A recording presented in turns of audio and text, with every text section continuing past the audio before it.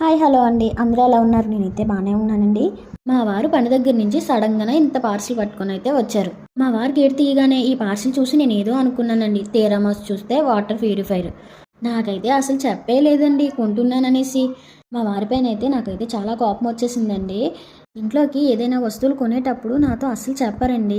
నాకు ఈ చెప్పకపోవడమే చాలా కోపం అయితే వచ్చేస్తుందండి. కానీ ఏం చేస్తాం, అలవాటు అయిపోయింది కదా, ఇంక వదిలేయాలి, ఎక్కువ పట్టించుకోకూడదు. కానీ నాకు ఇది కొనడం అస్సలు ఇష్టమైతే లేదండి.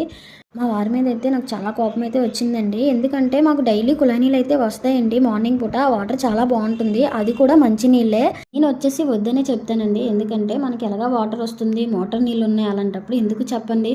బిగించడానికి వచ్చిన వ్యక్తిని అడిగితే సంవత్సరానికి దీనికి పెట్టుబడి అయితే అవుతుందమ్మా, ఇవి లోపలవి పాడవుతూ ఉంటాయి, అవి మనం సంవత్సరంలో మార్చుకుంటూ ఉండాలి అని చెప్పేసి అన్నారు.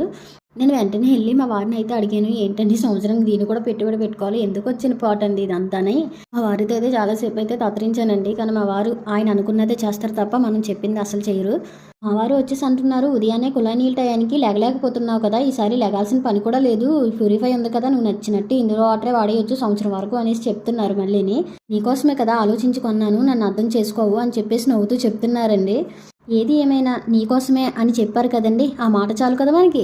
మాటలకి ఎంత కోపమైనా సరే వెనలా కరిగిపోతుంది.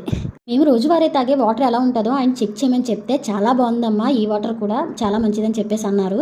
ఏది ఏమైనా మన ఇంట్లో కొత్త వస్తువు కొనుక్కుంటే బొట్టు పట్టి ఓపెన్ చేయడం అలవాటు కదండి, అలాగే ఓపెన్ చేయించేసాను మా వారితోని. ఇంతేనండి, బాయ్.